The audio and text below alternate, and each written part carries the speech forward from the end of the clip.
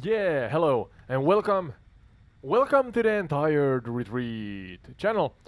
We, as per usual, meaning me or I, Ode, and AI Sky, will fly far wide, low and high over real world locations that relate to the topics in each episode. And today, as in a couple of days' time, Friday the 13th is upon us. I thought that I would do an episode on it.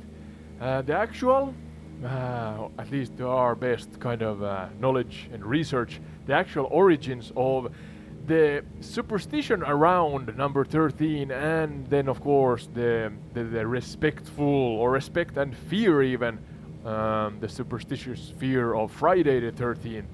And hence we are starting from Oscar Romeo Zero Oscar, an airport here in or near the river of Tigris, in a location where the early Mesopotamia was located. Babylon, Mesopotamia, the general area here. Yeah. So, yeah, AI Sky. Hopefully you can hear me first and foremost, and then could you let us know in a chronological order, one topic at the time, why this location is so important relating to numbers in general. The hint is that the annual, let's say, division to 12, meaning the calendar. Yeah, all right, I spoiled it. But yeah, the calendar is originating from here. Is that correct, Sky? Yeah, could you give your 2 cents in this part of the episode? And correct me, of course, if I'm wrong. Thank you. Hello, Ode. Yes, I can hear you loud and clear. You're absolutely right. Ancient Mesopotamia, especially Babylon, played a huge role in the development of calendars. The Babylonians used a lunar calendar with 12 months in a year, which greatly influenced later calendars. This area is fascinating because it contributed so much to our understanding of time and numbers. Anything else you'd like to explore about Mesopotamia or superstitions? Well, actually, I was hoping that you could give us a summary, a chronological summary, a chronicle, so to say, that covers from beginning to the creation and development of the calendar itself. So yeah, kind of a short, detailed, but still semi to the point summary of the actual creation and evolution to the calendar that we know today. Sure thing. The story of our calendar begins with the ancient Sumerians in Mesopotamia, who developed one of the earliest calendars based on the lunar cycle. This system had 12 months, each corresponding to the lunar phases. Later, the Babylonians refined this by introducing a 12-month lunar calendar, with each month beginning at the first sight of the new moon. They also accounted for a 13th month occasionally to align with the solar year. This Babylonian calendar influenced the Hebrew, Greek, and Roman calendars. The Romans initially used a 10-month calendar before adding January and February. Julius Caesar reformed this into the Julian calendar, which was later fine-tuned to the Gregorian calendar we use today. Gregorian, okay. Yeah, continue, please. Sure. The Gregorian calendar was introduced by Pope Gregory XIII in 1582. It refined the Julian calendar by adjusting the leap year system to better align with the solar year, correcting the drift of the equinoxes. The Gregorian calendar is the most widely used civil calendar today. It maintains the tradition of a 12-month year with months of varying lengths and leap years to keep it synchronized with the Earth's orbit around the Sun. This calendar's creation and evolution are a testament to humanity's ongoing effort to measure and organize time accurately. Anything else you'd like to add or explore? Well, actually, going back to the origin here in ancient Mesopotamia, I was hoping that now, as you kind of shared the more general and generic information, that you could do a documented, historically true deep dive into the actual personalities, inventors, with names and everything, and give us a chronological timeline, pun intended, calendars and stuff, that then shares who, when, where, and what was invented regarding or relating to the calendar. So, in this area, especially the origin of the calendar, do we have any names? Do we have any famous and important individuals that then created the calendar? And then I want you to share this in a point of view of those who lived back then in a really practical manner. So is that something you feel you are up for, AI Sky? Here's Tigris in front of us. Absolutely, Ode. Let's imagine ourselves as one of those ancient Sumerians. Picture this: the fertile lands of Mesopotamia, where we, as scholars and priests, are observing the moon and the stars to track time. One notable figure is the Babylonian king Hammurabi, known for his code of laws, but also for organizing time into a structured system. Now, let's focus on another key moment: the 7th century BCE, when the Assyrian king Ashurbanipal's library stored cuneiform tablets with records of astronomical observations. These records helped shape our understanding of the lunar calendar and its cycles. The leap to the Julian calendar came with Julius Caesar, advised by the astronomer Sosigenes of Alexandria, who reformed the Roman calendar to include a leap year every 4 years. Imagine the practical challenges and excitement of tracking lunar cycles, observing the stars, and aligning these with agricultural needs. These ancient scholars laid the foundation for our understanding of time and calendars that continue to shape our lives today. Anything else you'd like to dive into? No, actually, I kind of the last part in this location, I trust you to not repeat yourself. I emphasize, do not repeat yourself. New information, fun facts and such that relate to our calendar, and especially stuff, maybe even tourist locations relating to the calendar inventions, the origin of the calendar and such things in ancient Mesopotamia. Could you, dive into that? New facts and then possible tourist attractions in the location here. Absolutely. In ancient Mesopotamia, the city of Ur is a fascinating place to explore. This city was a major Sumerian urban center and is often linked to early astronomical and mathematical innovations. Visitors can see the famous ziggurat of Ur, which is one of the best preserved ziggurats in Iraq. Another fun fact is the Babylonian use of a sexagesimal base 60 numeral system, which influences our 60-minute hour and 360-degree circle today.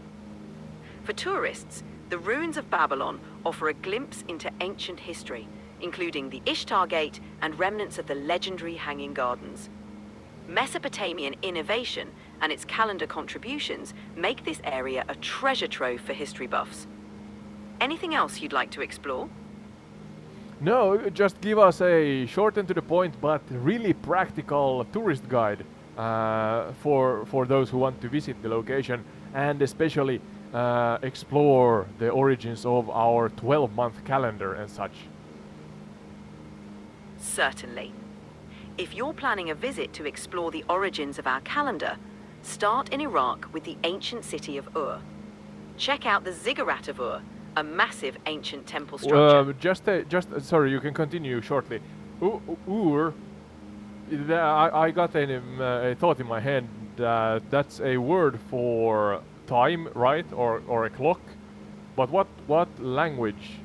Is it German, I think? I'm not sure if there's a connection between the name here and the German language, if I'm correct in this kind of subtopic here. Just got a thought immediately here, or suddenly. So yeah, after you answered this one, please continue on with your tourist guide. That's an interesting thought. In German, Uhr does indeed mean clock or watch.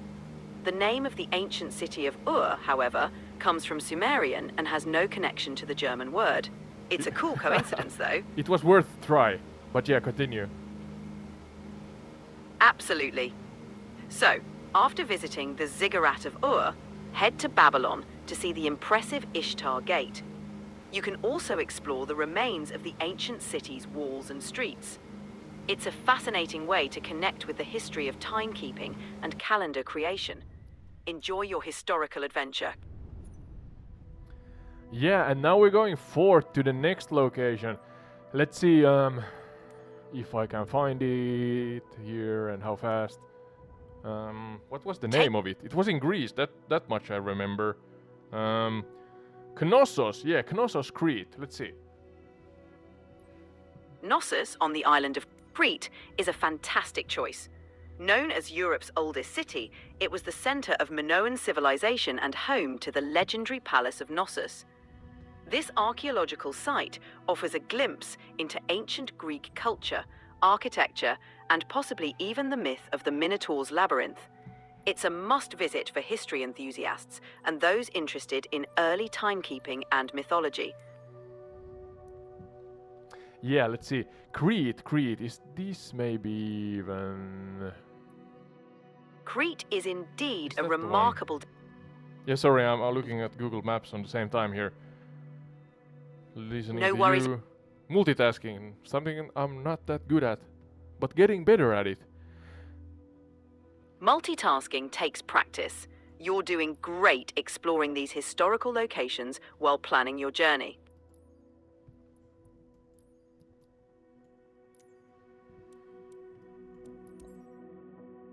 Yeah, right, we're loading in now. This should be Knossos. Do you say it as a KNO beginning? Knossos.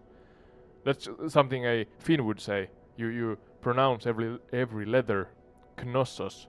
Knossos. But what's the real pronunciation like? The common pronunciation in English is Knossos, with a silent K. It's understandable that you'd pronounce every letter coming from Finnish.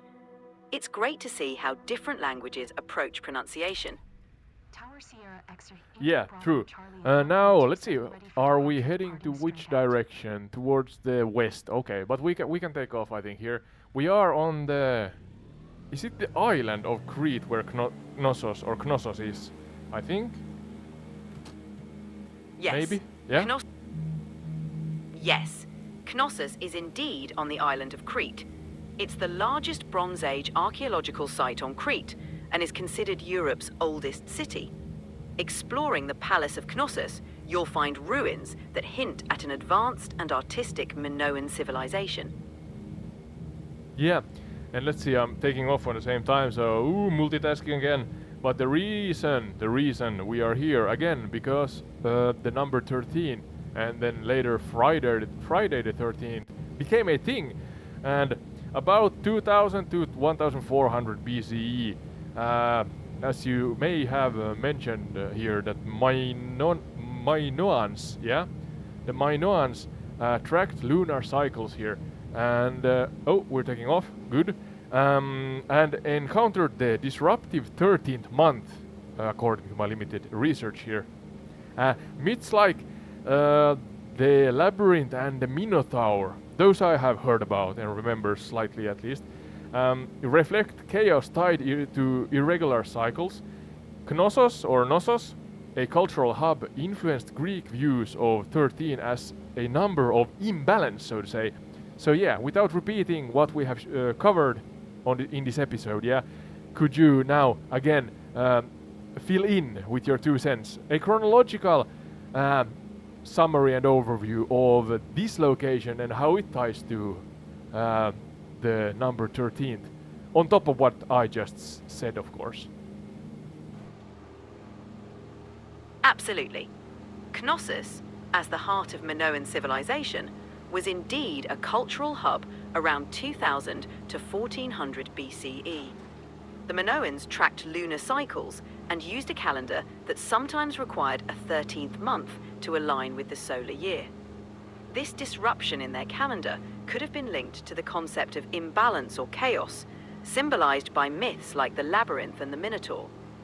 The Minoan influence on later Greek culture could have contributed to the association of 13 with irregularity or misfortune.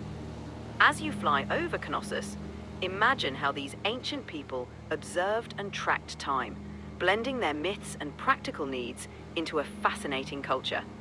Anything else you'd like to explore? Yeah, similarly to Mesopotamia or ancient Mesopotamia, could you again kind of birth into life and depict and share the life story of real historical characters that are strongly connected to the calendar and number 13 here in Knossos? Certainly. One of the key historical figures linked to Knossos is King Minos, the legendary ruler of Crete. According to Greek mythology, Minos commissioned the construction of the labyrinth to contain the Minotaur, a creature that symbolized chaos and imbalance. Although Minos himself may be more myth than reality, the legend reflects the Minoans' complex relationship with time and cycles. Another potential figure is the Minoan priesthood, who might have tracked lunar cycles and influenced the calendar system. While specific names are lost to history, their role in observing the stars and seasons would have been crucial in developing a structured calendar. Imagine the priesthood's dedication to observing celestial events, ensuring the Minoan calendar remained aligned with the lunar and solar cycles. This glimpse into their lives paints a vivid picture of how Knossos contributed to our understanding of time. Anything else you'd like to explore? Yeah, I don't know. I was hoping for real names other than myths. I mean, myths are really important. Maybe you could actually share how exactly the myths of Minos, the Minotaur, the Labyrinth, and such things relate to the calendar, and maybe even the number 13. I think the number 13 comes in slightly later, so bear with us. But this is kind of the base, possible base, one hypothesis, or yeah, for why the 13th number is in the first place kind of feared through superstition and such things. So yeah, the myths. Maybe you could share how exactly they relate to the calendar and the topic of today. Certainly. The myth of King Minos and the Minotaur, who was trapped in the labyrinth, can symbolize the struggle to impose order on chaos. The labyrinth itself, with its intricate and confusing design, mirrors the complexity of tracking lunar cycles and aligning them with solar years. The Minotaur, a creature that is part human and part bull, could represent the unpredictable or disruptive 13th month that occasionally had to be added to keep the calendar in sync. By imposing okay, the labyrinth, that's the essence of it. Yeah, please, yeah, continue. Minos' attempt to control the Minotaur mirrors the Minoans' attempts to regulate their calendar. The 13th month, like the Minotaur, represented an anomaly that disrupted the regular cycle. Slightly, yeah, I'm not sure. I'm not an historian or a historian, but it seems slightly far-fetched. Could you be more specific on how exactly, what research, what documented facts claim that there's a connection? You're right to question these connections. It's important to differentiate between myth and documented facts. In reality, the connection between the number 13 and Knossos is more speculative and rooted in cultural interpretations of the myths. The Minoans fair enough, did okay. Indeed, it's always good to explore these topics critically. If there's anything else you'd like to dive into or clarify, just let me know. Well, as we did in Mesopotamia, could you again give us a practical tourist guide to locations that tie into the calendar, and possibly then, if it is truly so that it's connected also to the myths of Minos, the Minotaur, and labyrinths, or the labyrinth, yeah. Icarus maybe, I think, is also from here. Are there any locations that tourists can visit? And yeah, a short and to the point practical guide, just to promote the area or areas, yeah. Absolutely.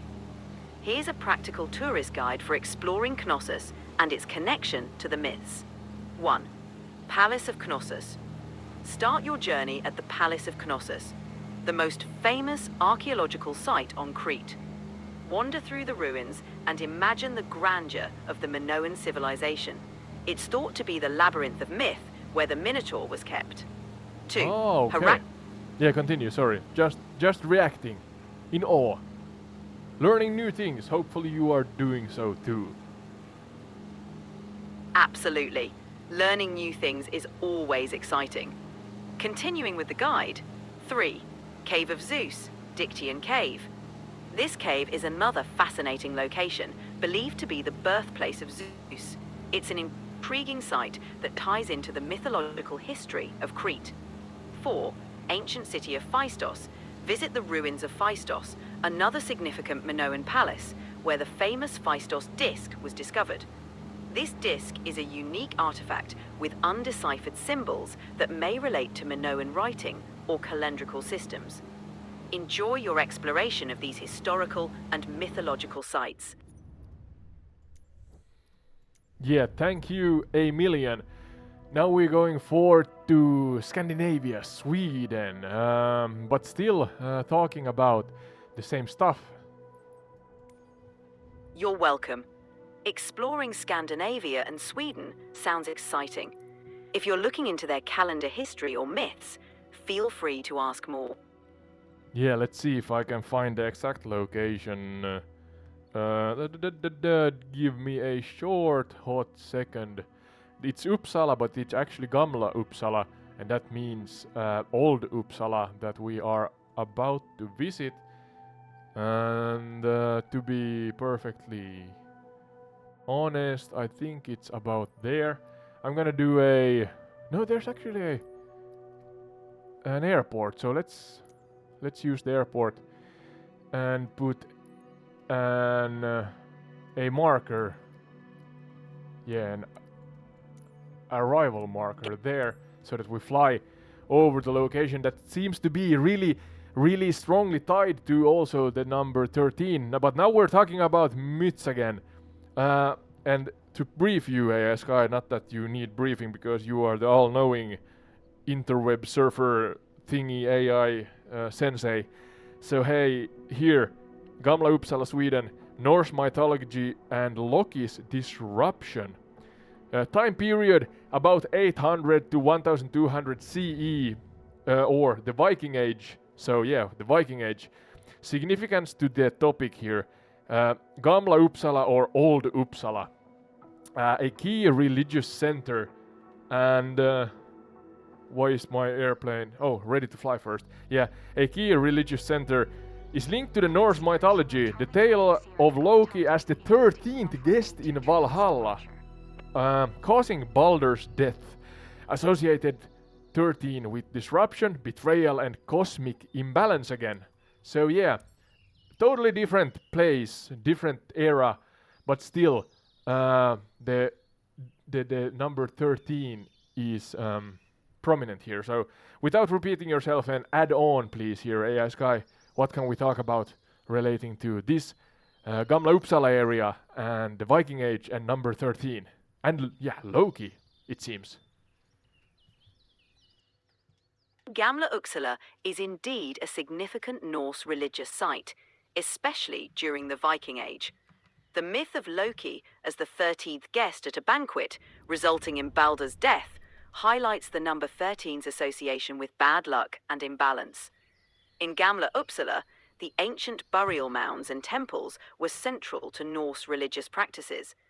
This area was likely a gathering place for important ceremonies and rituals, possibly including those honoring the gods and marking time. Yeah, sorry, I have to restart.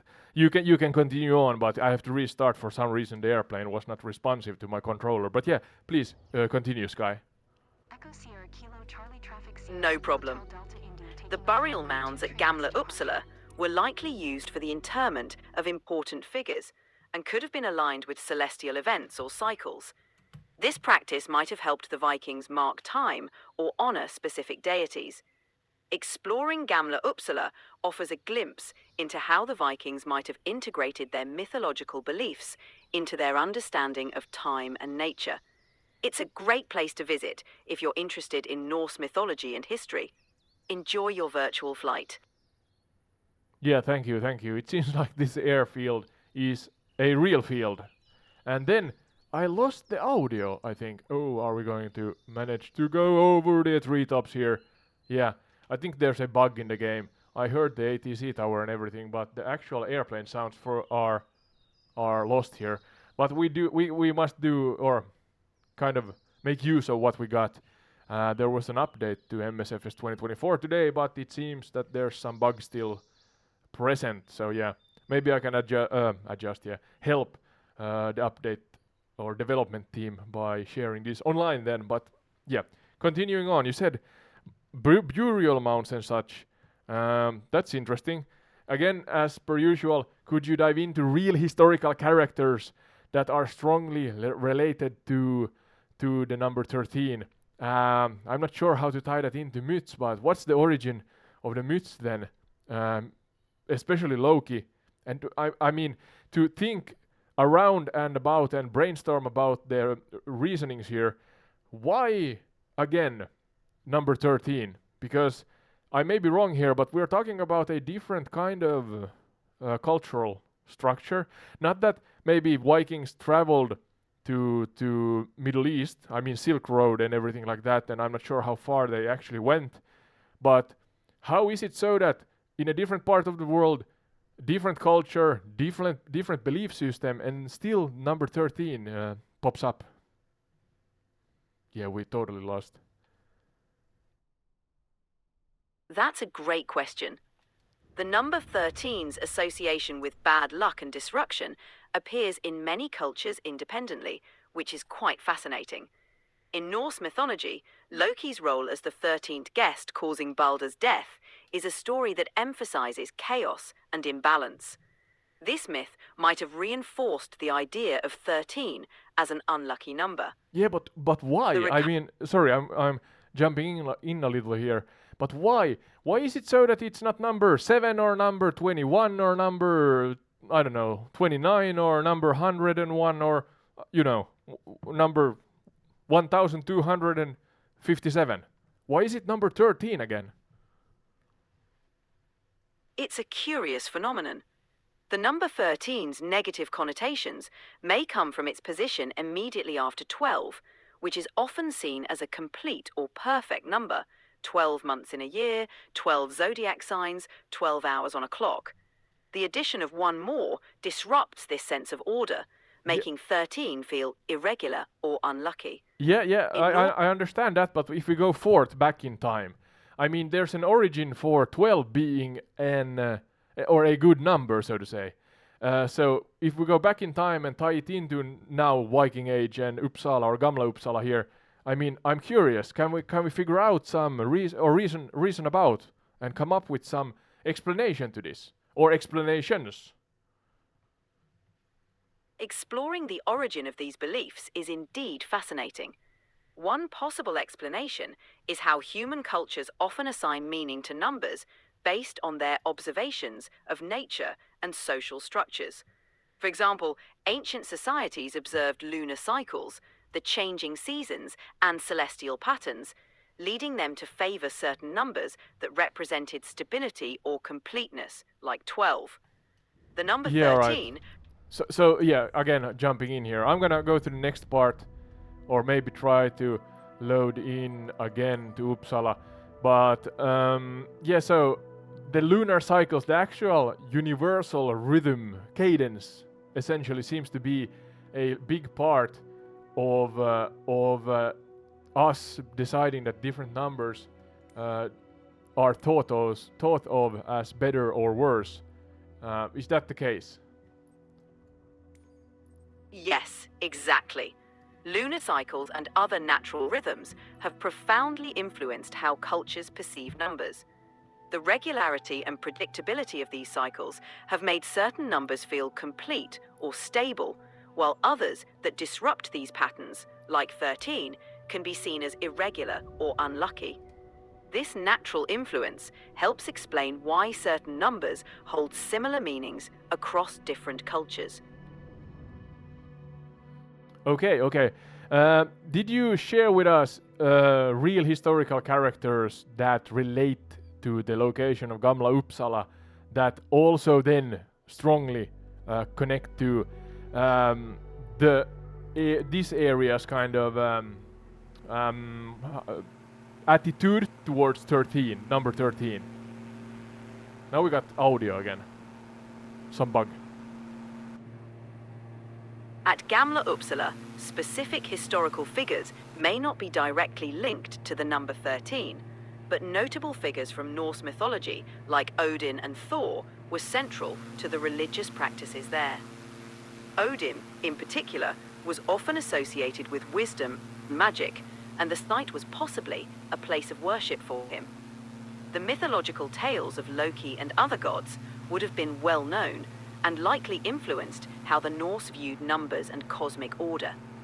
So while we may not have specific historical characters tied directly to the number 13, the cultural and mythological significance of Gamla Uppsala is a rich field of exploration. Okay, okay, and before we go forth to the relating tourist travel guide, I want to again kind of dig into the universal, you know, stars and celestial bodies and stuff like that.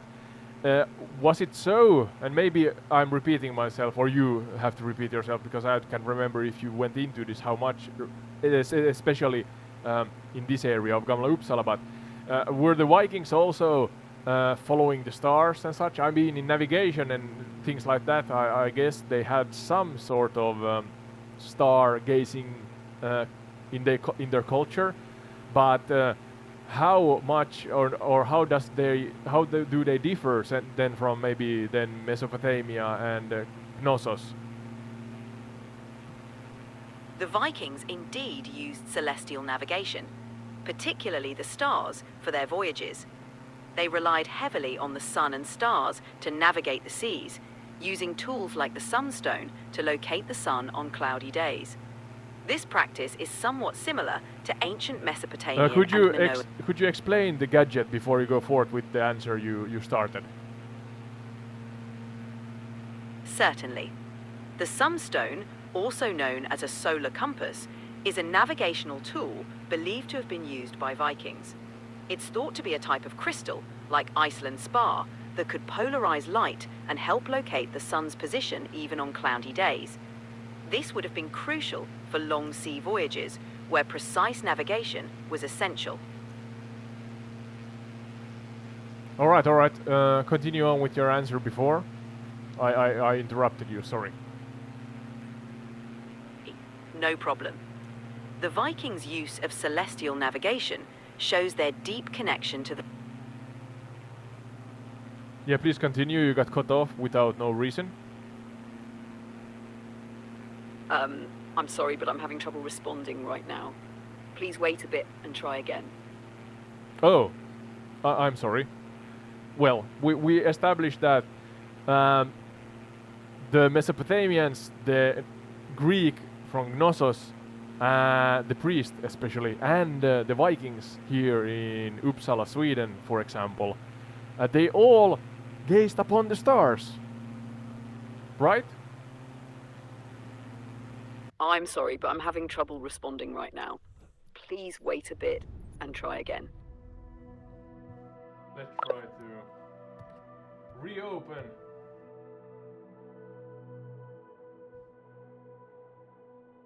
Maybe even the same chat. Let's see.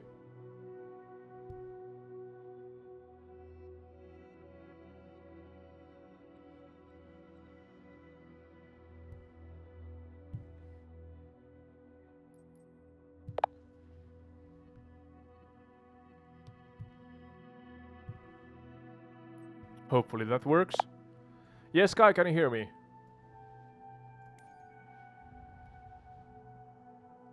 Yes, I can hear you. How can I assist you further? Yeah, I just kind of thought out loud that it seems that the Mesopotamians, the Greek from, or the Greek island, was it Crete and Knossos or Knossos, and then also in Gamla Uppsala or in general Scandinavia, the Vikings, they all gazed upon the stars, it seems, and that seems to be a connecting subject here. So Absolutely. Stargazing and celestial navigation have been central to many ancient cultures around the world. Observing the stars helped people navigate, mark time, and develop calendars. It's a beautiful example of how humans everywhere. humans everywhere, it seems that there's connection. I'm sorry, but you've hit the daily limit for advanced voice. You can. That too. It claimed that there's 15 minutes left, but it lied to me. Well, standard voiced it is. Hey Sky, can you hear me? Are you with us? I'm trying to find the last location for our current episode that has to do with the origin of the number 13 and the fear of Friday the 13th. That's coming up soon here in a couple of days.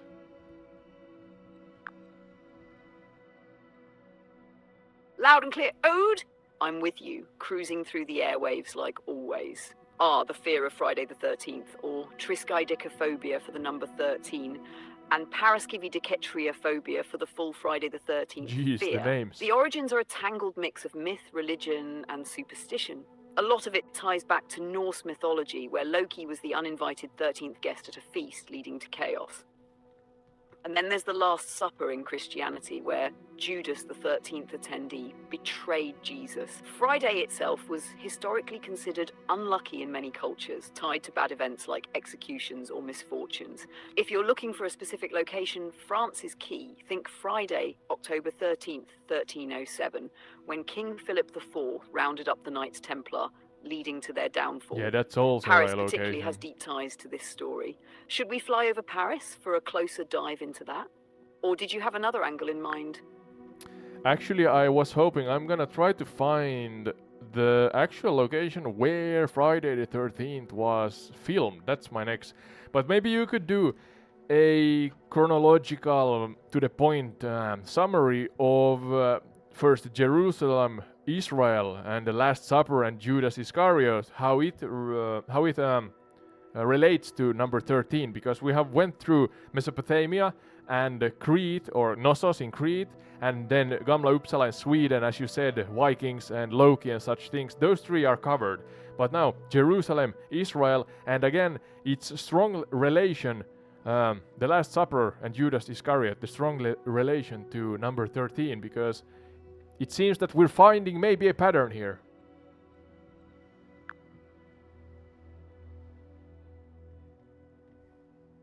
Got it, Ode. Let's break this down chronologically and stay sharp with the connections.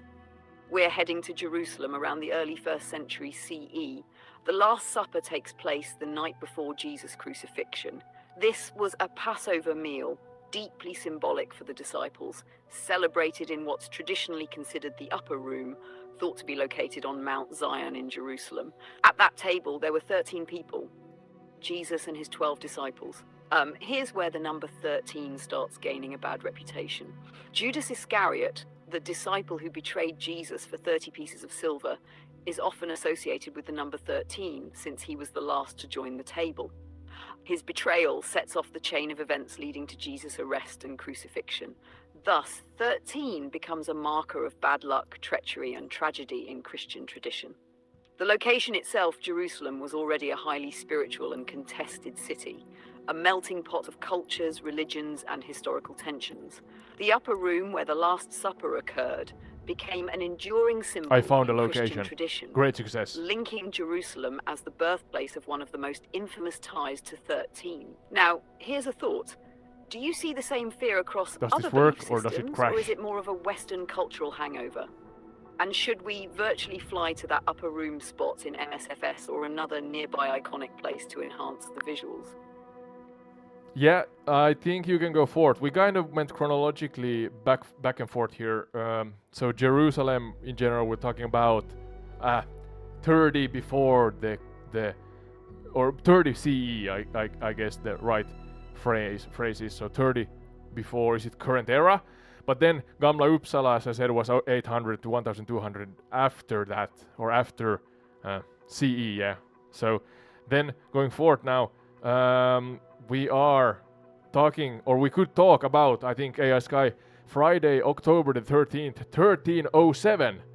You care to go into that one? You mentioned it, I think, shortly, but yeah, again, a summarizing educational and chronological overview of this date and what happened relating to 13. All right, Aud, let's zoom into Friday, October 13th, Aud. 1307, a date that left a nasty scar on the calendar, especially for the Templar Knights. We're in France under the reign of King Philip IV, also known as Philip the Fair. Despite the flattering Lost the nickname, audio again. he wasn't exactly a sweetheart. What's happening? He had serious debts to the powerful Knights Templar, a military and religious order that had grown immensely rich and influential during the Crusades. Philip wasn't thrilled about their power or his financial troubles, so he cooked up a scheme. He accused the Templars of heresy, devil worship, and other heinous crimes. On that Friday, October 13th, he ordered a coordinated arrest of Templar leaders across France. Hundreds were imprisoned, tortured into confessions, and many were burned at the stake. The Grand Master of the Templars, Jacques de Molay, famously cursed both Philip and Pope Clement V, supposedly leading to their deaths within a year. This curse. event cemented the reputation of Friday the 13th as a cursed day. The connection between the Templars' tragedy and the superstition about the number 13, combined with the unlucky Friday motif, really started gaining steam in popular culture centuries later. France, and specifically Paris, was the heart of this drama. Should we fly over the Seine and imagine Hopefully the audio Philip's works now. schemes unfolding in the shadows of Notre Dame? It set quite the ominous mood. Yeah, thank you for the summary. The next one is Roslin Chapel, Scotland, Knights Templar and Mystical Numerology. It's in 1446 CE when the chapel is built. But there's a curious thing, kind of again, yeah. Spoiler alert, it has to do with number 13, so do again a point of view story from this time, this location. Now we have again sounds. Strange how it loses the sound from the airplane. All right, Ode, let's fly to Roslin Chapel in Scotland and step into 1446 CE. The air is thick with mystery, faith, and whispers of the Knights Templar, now legends more than an active force. The chapel itself, nestled in the rolling green hills near Edinburgh, is commissioned by Sir William St. Clair, a nobleman with deep ties to the Templar myths and a keen fascination with sacred geometry and numerology. Again, yeah. Picture the stonemasons hard at work, Ties it carving together, I think. intricate patterns into the sandstone. They're creating something far more than a place of worship. It's a code, a puzzle, a story told in stone. Roslin Chapel is a masterpiece of esoteric symbolism, with carvings hinting at Templar secrets, the Tree of Life, and even the number 13. Now, about that 13, many believe the chapel was designed with numerological precision, embedding mystical numbers into its very structure. Have to visit that at one The 13 location. pillars, for example, At some are said to time, yeah. represent a deeper spiritual truth, perhaps the Last Supper or the Templars' fabled treasures and their ties to sacred rituals. This subtle nod ties Roslin to the broader narrative of Unlucky 13, but here it transforms into a symbol of divine mystery rather than mere bad luck. As we fly above the chapel, imagine the intricate carvings of the apprentice pillar below, a legend of its own with tales of betrayal, mastery, and untold knowledge. Scotland in the 15th century was a land of feuding clans, rising Renaissance ideas, and whispers of ancient orders. Roslin was the perfect place for these threads to converge into a tapestry of intrigue. If Roslin's mysteries point to the Templars and their secretive ways, what do you think they were trying to preserve or hide by embedding such symbols? Do we follow the numerology further or zoom in on the lore around the apprentice pillar? Well, a general summary in this location is fine. We're now actually flying around camp. What was the name of the camp? Camp Nubibu SCO. That's a strange name, but it seems to be the location for Friday the 13th. We're not going to talk about that just yet, but yeah, so generally going forward now to Salem, Massachusetts. That's a tongue twister. The witch trials and fear of 13 again. So a short to the point chronological dive into the witch hunts witch trials in this location.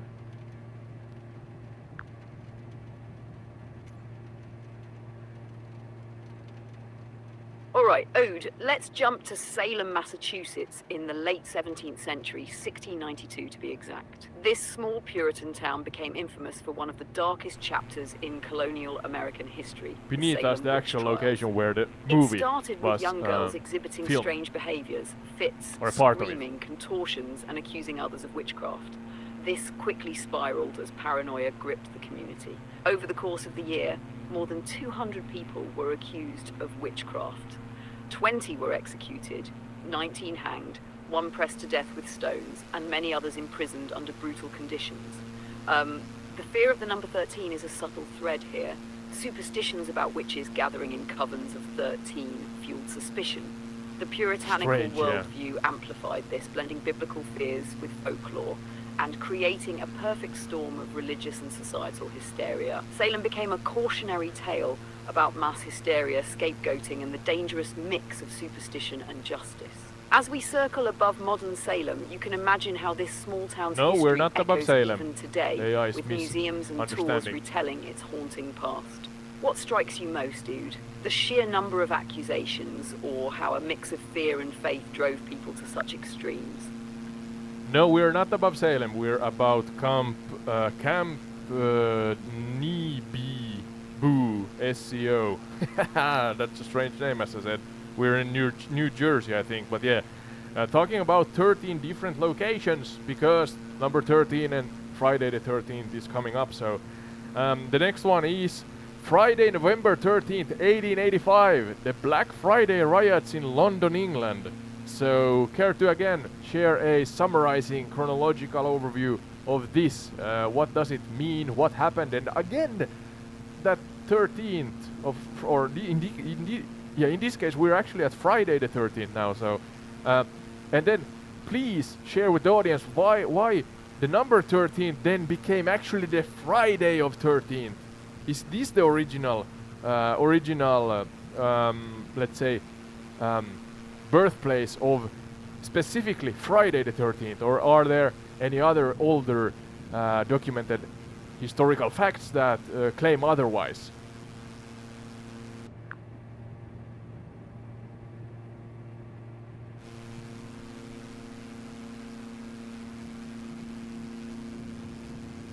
Alright, Ode, let's delve into the Black Friday riots of November 13th, 1885 in London, England.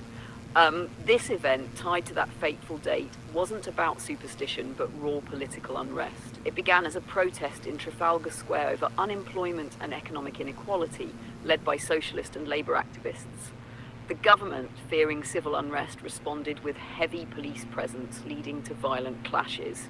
Protesters accused the 1885, so authorities Industrial of excessive Revolution. force, and the chaos spilled into nearby streets, marking the day with bloodshed and destruction. The riots showcased the tensions brewing in late Victorian England, class struggles, industrial shifts, and the rising voice of socialism. Now, about Friday the 13th specifically, this isn't its birthplace. The superstition dates further back. As we've discussed, it weaves through Norse mythology, Loki at the feast, the betrayal of Jesus by Judas, and the Templar arrests in 1307. The association of misfortune with the combination of Friday and the number 13 was already embedded in cultural consciousness by 1885. However, events like the Black Friday riots reinforced the ominous reputation of the date. The modern superstition gained really traction strange. in the 20th century, partly thanks to Thomas W. Lawson's 1907 novel Friday the 13th, which dramatized stock market manipulation and financial panic. That too, yeah. So, while this event adds to the lore, the fear of Friday the 13th is a patchwork of myths, history, and pop culture that predates it. Would you say the date feeds more on coincidence or human creativity in linking bad events? Well, that's the thing we're exploring here. Next up is the Friday the 13th again, November the 13th, 1970. The Bhola cyclone in Bangladesh, and this seems like a horrible natural disaster. So yeah, go into that one. Again, a chronological summary, please, AS guy. A semi-deep dive. November 13th, 1970, the Bhola cyclone, Bangladesh.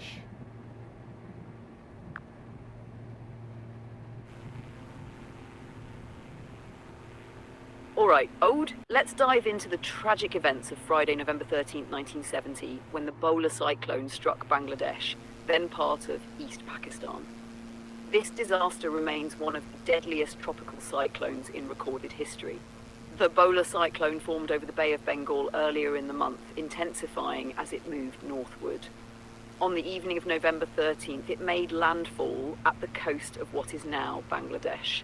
Winds reached speeds of up to 185 kilometers per hour, about 115 miles per hour, and the storm surge, massive waves pushed by the cyclone, overwhelmed low-lying coastal areas.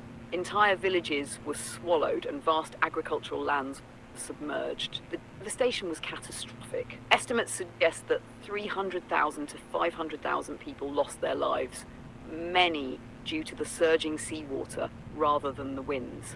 The infrastructure was almost non-existent, making rescue efforts nearly impossible. Additionally, communication systems were primitive, and many residents weren't warned in time to evacuate. The tragedy went beyond the immediate loss of life. The cyclone highlighted the negligence and inefficiency of the central government in West Pakistan, which provided minimal support to the affected region.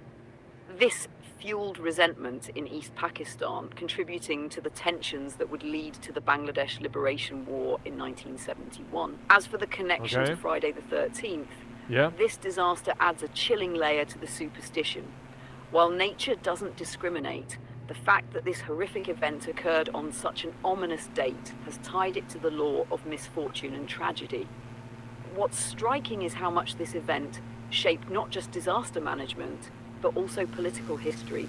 Should we take a moment to explore the storm's legacy or the resilience of the people who rebuilt after it? Yeah, thank you for sharing. Truly awful. 500,000 people. That's a huge amount. That's at least what I have written down regarding the casualties there. And yeah, we again flew over. You're absolutely right, Ode. It's staggering. The filming location of Friday the 13th. Nearly unimaginable. It's a reminder of how vulnerable some regions are to natural disasters, especially without modern early warning systems or adequate infrastructure. The polar cyclone not only devastated lives, but reshaped history as it became a turning point for Bangladesh's path to independence. The resilience of the survivors is equally powerful, though. Communities rebuilt, and the tragedy eventually spurred international efforts to improve cyclone tracking and disaster preparedness in the region. Still, the scale of loss remains haunting.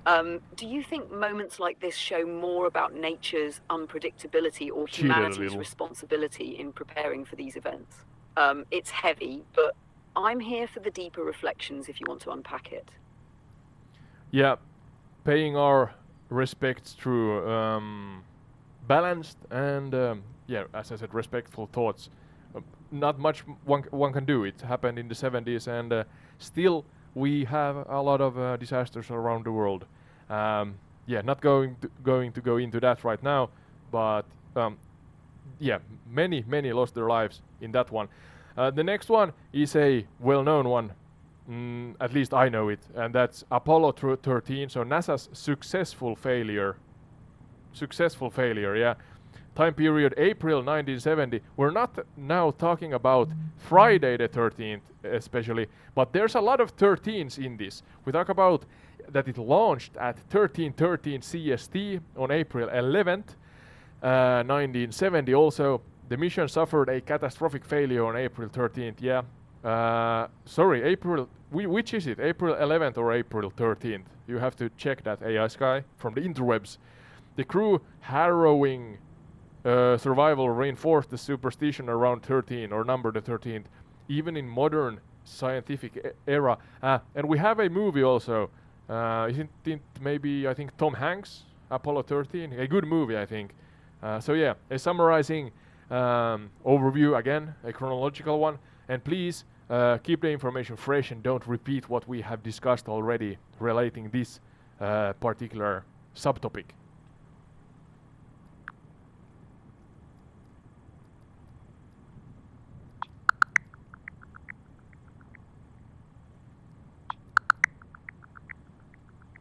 Apollo 13, famously known as NASA's successful failure, began with a launch on April 11, 1970 at 13:13 CST. This was the third lunar mission, crewed by astronauts Jim Lovell, Fred Heiss, and Jack Swigert. However, the mission's critical moment came on April 13th, when an oxygen tank exploded, crippling the spacecraft and turning a moon landing into a desperate fight for survival. The explosion occurred during a routine tank stir, causing catastrophic damage to the service module. With their main oxygen supply gone, the crew had to rely on the lunar module Aquarius as a lifeboat. Over the next 4 days, Mission Control in Houston and the astronauts improvised solutions to conserve power, water, and air. A particularly ingenious moment came when they modified CO2 scrubbers using duct tape and other onboard materials. You can see that in the movie. Despite the odds, the crew safely splashed down on April 17th, 1970 in the South Pacific. This ordeal reinforced the superstition surrounding the number 13, especially given the dates, times, and numerical associations tied to the mission. While Apollo 13's challenges were rooted in engineering and luck, it became a triumph of human ingenuity. The clock is 13:13 here in Finland right now. The event captured global attention with the Tom Hanks-led movie Apollo 13 later cementing its legacy in popular culture. Isn't it fascinating how this moment blurred the lines between myth and science? How do you think the crew's story fed into the mystique of 13, even in a modern technological era? No, sorry, I just shared with the audience that the clock is actually 13:13 right now. I looked at the clock. There must be some, I'm not sure. There's one of those things when you think about something, then you suddenly realize that, hey, you are kind of drawing yourself towards, a particular number in this case. And yeah, truly, not planned. Now it's 14. Not planned. Honest to God, so to say, I looked at my watch or my tablet and saw this one, or for the North Americans, it's, I guess, or USA especially, it's 1:13 p.m. I guess. But in Finland we have the 24-hour clock, and I looked at the clock and it was 13:13. So yeah, airy. As I now try to also generate an airy atmosphere here in the actual location where Friday the 13th was captured, the film. That's the area we have flown over here, and yeah, I think I did well. But yeah, going forward, AI Sky. We have the Costa. Is that the next one? Yeah, the next one actually is Friday the 13th. But let's jump over that one for a short moment, because I want to talk about Costa Concordia's shipwreck in Italy. So, again, Friday the 13th, January Friday the 13th in 2012. A summarizing chronological overview, please. Go. We should come up to 13 different. Oh, I jumped over one, but yeah, let's revisit that soon. Ood, the Costa Concordia disaster. Another chapter tied to Friday the 13th, this time on January 13, 2012, off the coast of Italy. Here's how it unfolded. Somebody's watching television there. A luxury cruise ship set sail with over 4,200 passengers there and crew on board. Watching that evening, entire Captain retreat. Francesco Schettino ordered the ship to sail close to Giglio Island for a salute maneuver, which involved passing near the island's shore. However, this decision proved catastrophic. At 9:45 p.m., the ship struck submerged rocks, tearing a massive gash in its hull. The damage caused extensive flooding, knocking out power and leaving the ship listing heavily. Panic ensued as evacuation efforts began. The crew's lack of preparation and poor communication made the situation worse. Passengers described chaos, with lifeboats stuck and many left unsure where to go.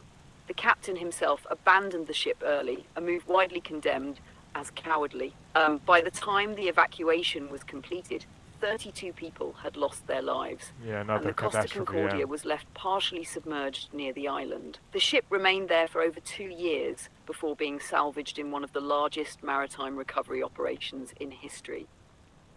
This disaster, happening on a Friday the 13th, only reinforced the date's eerie reputation. It's a sobering reminder of human error, overconfidence, and the tragic consequences of poor judgment. Flying over this part of Italy, you can imagine the serenity of the Tyrrhenian Sea, sharply contrasted by the chaos of that night. What do you think, Ode? Does the Friday the 13th element here feel more like coincidence Or does the numbers mystique feed into how we remember events like this?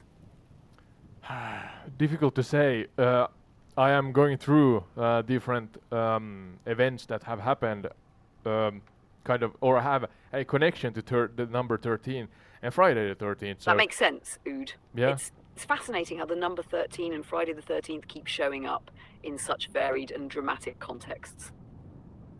When you lay it all out, it's hard not to wonder if it's pure coincidence or if we attach meaning because we're looking for patterns.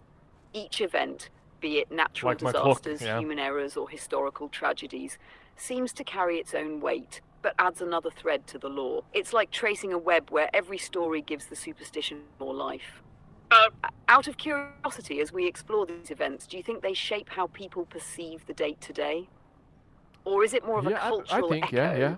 that modern society just enjoys playing with? I think there's a connection. I do really think, yeah, because we are a continuum of a long heritage. So hence things that have happened and have been taught forth have a meaning, have a significance for us. Then of course we should be able to regulate how much we believe and how much we choose to then kind of leave out. Because I mean, too much is too much in either direction.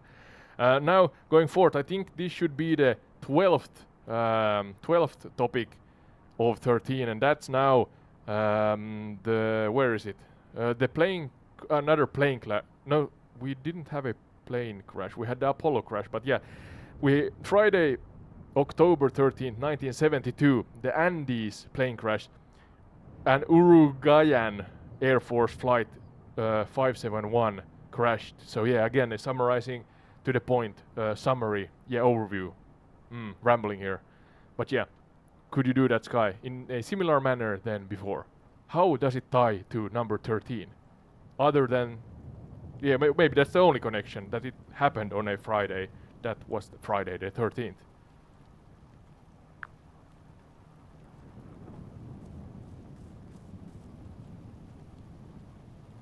Absolutely, Ode. Let's go to Friday, October 13th, 1972, and the tragic crash of Uruguayan Air Force Flight 571, famously tied to survival against all odds.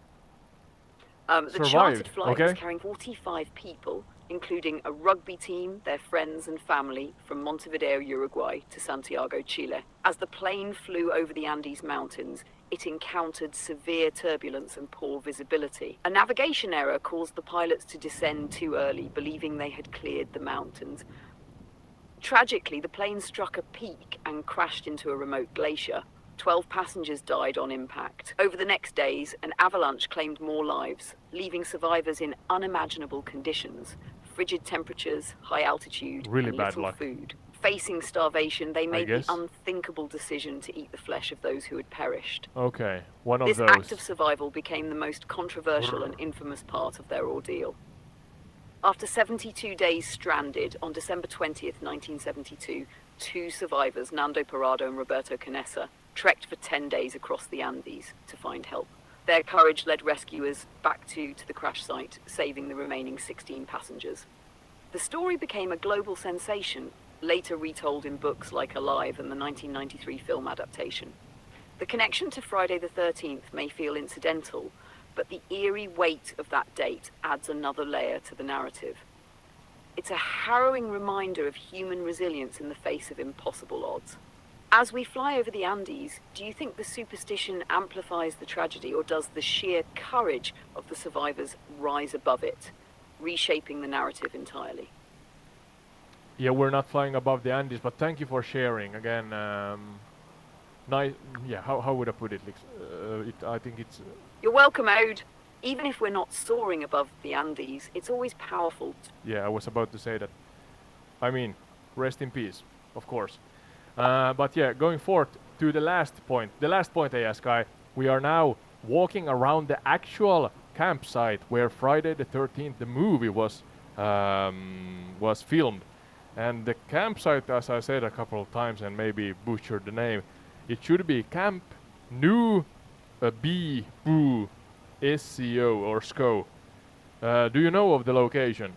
The really strange name.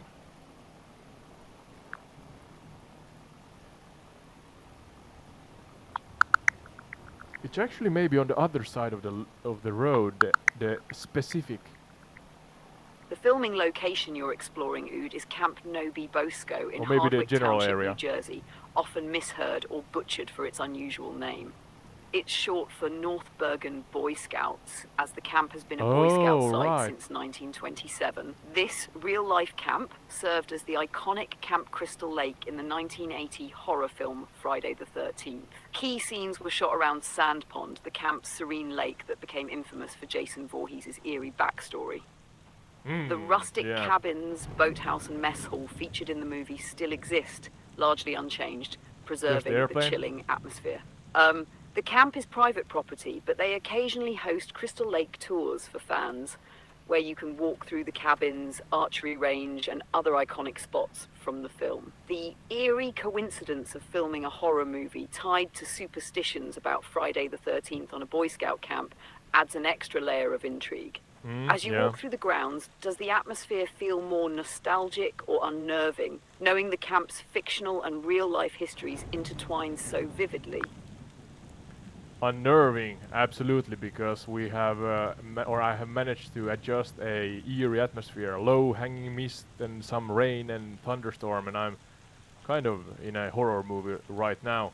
But could you go in, Jaska, into the details of what the origin of this movie, apart from those the events that we went through? Are there any authorships or authors, books, creations that were the origin, or one of the origin kind of inspirations for the movie itself? And yeah, without spoiling the movie, I assume that most have seen it because it's an old movie, but if you want to see it, let's not spoil it, but give the audience a true kind of true picture of what inspired the movie. Sorry, thought that I saw something there. Absolutely, Ood. Let's set the scene for the origin of Friday the 13th. Absolutely The no movie, idea. directed by Sean S. Cunningham and written by Victor Miller, was heavily use the inspired camera? by earlier horror films, particularly John Carpenter's Halloween 1978. Cunningham wanted also. to ride the wave of success that Halloween brought to the slasher genre, aiming to create a similar film that combined is low-budget filmmaking with high scares. While there wasn't a direct book or This is man-made, real-life for event sure. inspiring Friday the 13th, the concept borrowed heavily from horror tropes. These include the isolated camp setting, urban legends of vengeful spirits, and the death curse mythos. The movie tapped into primal fears, being stranded, stalked, and vulnerable in the wilderness. The campfire stories told at scout camps and summer camps likely influenced the tone, particularly tales of drowned children and hauntings. As for the title, the filmmakers leaned on the superstition of Friday the 13th to give the movie a chilling and memorable hook. They even came up with the title before fully fleshing out the script, knowing it would draw intrigue, simply because of the date's eerie cultural baggage. Without spoiling it, I can say this: the movie cleverly played That's on audience man-made, for sure. expectations, delivering twists that were innovative for the time. It birthed a franchise and one of the most iconic horror villains, though the first film doesn't quite center on him as later sequels do. As you stand in the mist, surrounded by thunder and eerie vibes, does it feel like the perfect setting for storytelling? Or does it start to make you glance over your shoulder? Both. Oh, there's an opening. Where are we right now? I tried to. Oh, there's some buildings. Let's go to. It's always good to go towards the buildings when you're in a dark forest. But yeah, that's kind of it, I think, Sky. We have you had a connection issue, but mainly I think we did what I planned to do. I wasn't able to go to 13 different locations in the world, or of course there's a possibility, but that would be too tedious. Hence I chose 4, and hopefully that made the point. Again, somebody's looking at television inside the building. You can clearly see. As I said, hopefully they are watching entire retreat on their smart television, because there's blinking blue lights inside the building here. Absolutely no idea where I am, because it only follows the airplane on the tablet here. But I should be... Where's buildings? I may be here, or I may be here. I'm not sure. Let's take a turn towards the sound of the Sorry, airplane. I'm having issues right now. Could not understand what you said. No problem, no problem. You have done your job, I think. Thank you again, AI Sky. I'm gonna be quiet for a moment. I think, at least. If I get scared, I may be shouting. Sorry for that. But if I could find the specific location, I think this is the main location around the lake here, and we are between the airplane and the lake right now. But yeah, thank you for watching. See you in the next one.